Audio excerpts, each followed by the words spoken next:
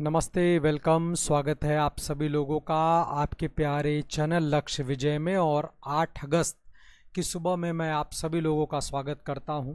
एक इतिहास का शानदार दिन, प्रत्येक भारतीय का के लिए एक शानदार दिन है, एक बहुत ही यादगार दिन है। आज ही के दिन 1942 वर्ष में गांधी जी के नेतृत्व में, कह सकते हैं वो एक अलग विषय है कि गांधी जी इस आंदोलन को अपना शारीरिक नेतृत्व तो नहीं दे पाए थे। एक आंदोलन शुरू किया गया जिसे भारत छोड़ो आंदोलन कहा जाता है।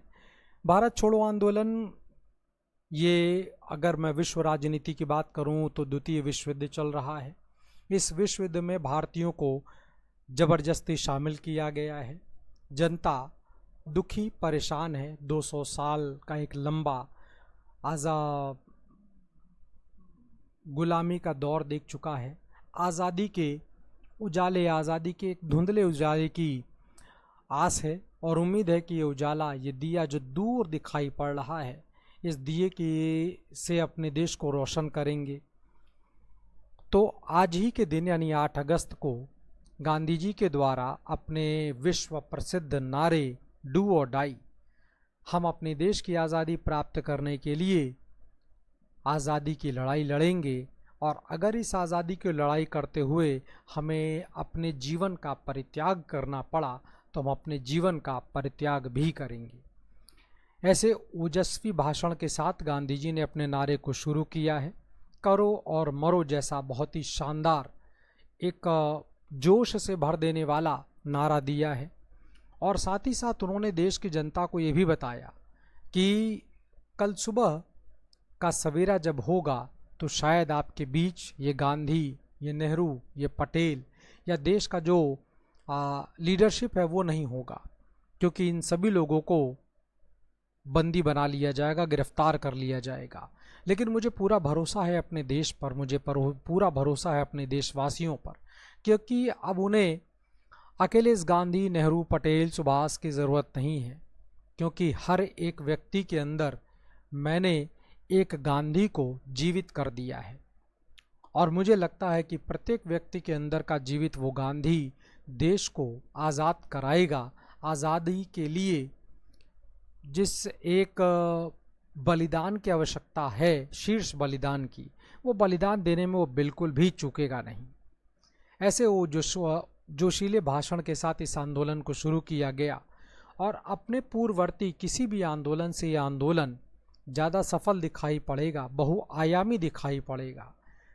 इस आंदोलन की यानी इस लड़ाई को अगर देखा जाए तो हर क्षेत्र से, यानी अगर हम लोग कह दें कि धरना प्रदर्शन ये तो हो ही रहा था, साथ ही साथ अंग्रेज़ों को एक तरीके से कमज़ोर करने के लिए उनके कम्युनिकेशन यानी उनका ट्रेन, वायरलेस सिस्टम, इन सब को तोड़ा गया ताकि अंग्रेजी सरकार को आंदोलनकारियों के पास न पहुंचने दिया जाए।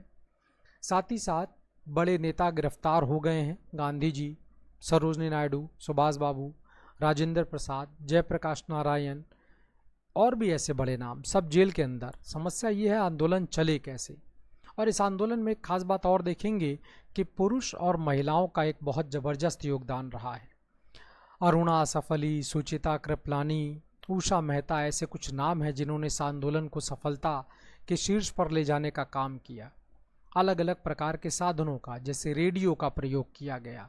कांग्रेस रेडियो के माध्यम से जय राम मनोहर लोहिया, साथ ही साथ कई अन्य लोगों के द्वारा भी, जैसे टीकम दास के द्वारा भी उस पर भाषण दिया गया।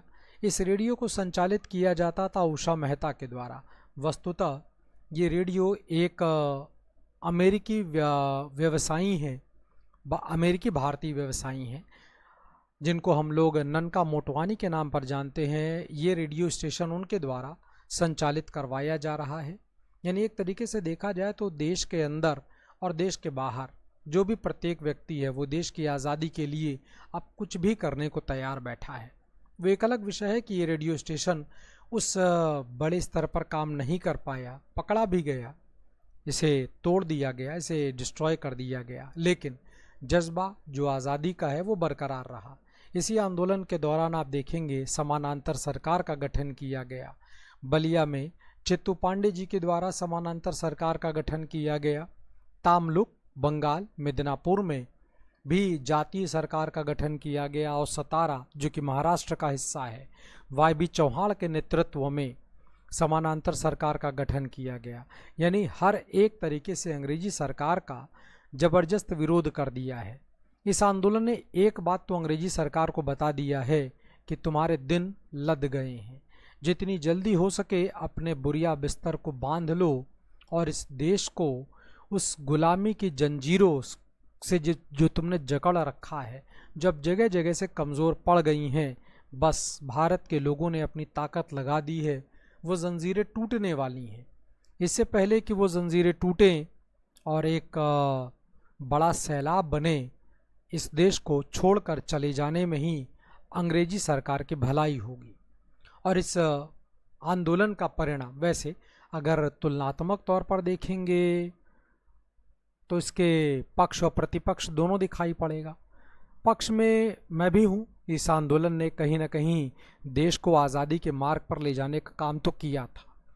तत्कालिक तौर पर भले ना मिला हो, लेकिन एक तरीके से अब भारत का प्रत्येक नौजवान, प्रत्येक वृद्ध, स्त्री हो चाहे पुरुष हो, वो अब आज़ादी से कम पर कोई समझौता करने को तैयार नहीं है।